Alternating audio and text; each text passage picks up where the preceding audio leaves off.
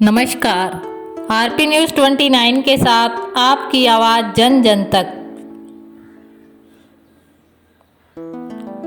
पिछले दिनों अंतर्राष्ट्रीय सीमा पर 56 किलो हेरोइन पकड़े जाने के बाद रविवार को बीएसएफ के आईजी पंकज गुम्मर बांदली पोस्ट पहुंचे और घटनास्थल का जायजा लिया।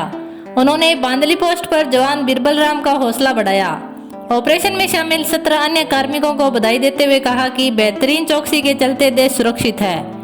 आईजी ने तारबंदी के पास हेरोइन तस्करी पॉइंट का अवलोकन करते हुए तस्करों की योजना की जानकारी ली। उन्होंने सुरक्षा व्यवस्था और सख्त करने के निर्देश दिए।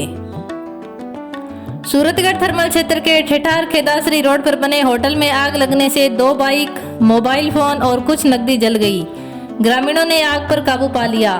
थर्मल चौकी पुलिस पहुंची मौके पर। पेट्रोल के बढ़ते दाम लगातार श्रीगंगानगर के लिए परेशानी बने हुए हैं। जून के पहले सप्ताह में लगातार तीसरी बार पेट्रोल के दाम बढ़ने के बाद श्रीगंगानगर में सामान्य पेट्रोल 106 रुपये 37 पैसे प्रति लीटर तक पहुंच गया। वहीं एक्स्ट्रा प्रीमियर पेट्रोल रविवार को 109 रुपये 66 पैसे प्रति लीटर तक पहुंच गया। पड़ोसी राज्य पंजाब में श्रीगंगानगर से 10 रुपये तक सस्ता पेट्रोल होने के कारण बिजनेस पर भी असर पड़ रहा है। श्रीगंगानगर में देश में सबसे महंगा पेट्रोल बिक रहा है। रेप और हत्या के मामले में सजा काट रहे डेरा सच्चा सौदा प्रमुख गुरमीत राम रहीम की मुंह बोली बेटी हनीप्रीत सोमवार को उनसे मिलने मेदांता अस्पताल पहुंची। हनीप्रीत ने 15 जून तक अटेंडेंट कार्ड बनवा लिया। अब वह 15 जून तक अस्पताल में राम रहीम की देखभाल करेगी। हनीप्रीत ने यह जानकारी दी, हालांकि अस्पताल प्रशासन इसकी पुष्टि नहीं कर रहा। प्रधानमंत्री नरेंद्र मोदी ने सोमवार को राष्ट्र को संबोधित किया। 32 मिनट के इस संबोधन में उन्होंने 2 बड़े फैसले किए।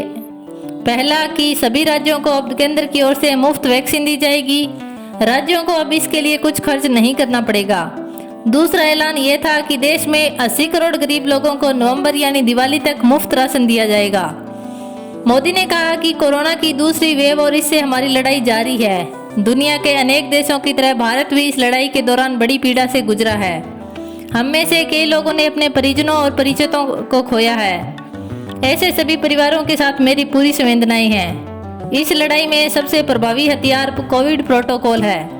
हमें सावधान रहना है और बचाव के नियमों का सख्ती से पालन करते रहना है।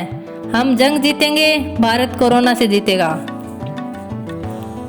देश में कोरोना की दूसरी लहर के मामले लगातार कम हो रहे हैं। ऐसे में देश में अनलॉक की प्रक्रिया भी शुरू हो गई।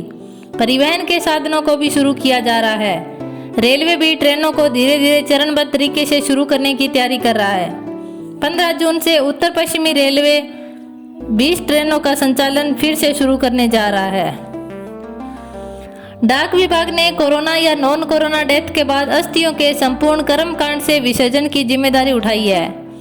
कोई भी व्यक्ति अपने दिवंगत परिजन का अस्थि विसर्जन डाक विभाग की स्पीड पोस्ट सुविधा से करवा सकेगा। इसके लिए अस्थियों को वाराणसी, प्रयागराज, हरिद्वार और गया में से किसी भी एक तीर्थ के लिए भेजना होगा। वहां पर डाक विभाग ओम दिव्य दर्शन संस्था के माध्यम से अस्थियों को पंडितों के सानिध्य में कर्मकांड के साथ विसर्जित करवाएगा। Please like, share and subscribe. धन्यवाद।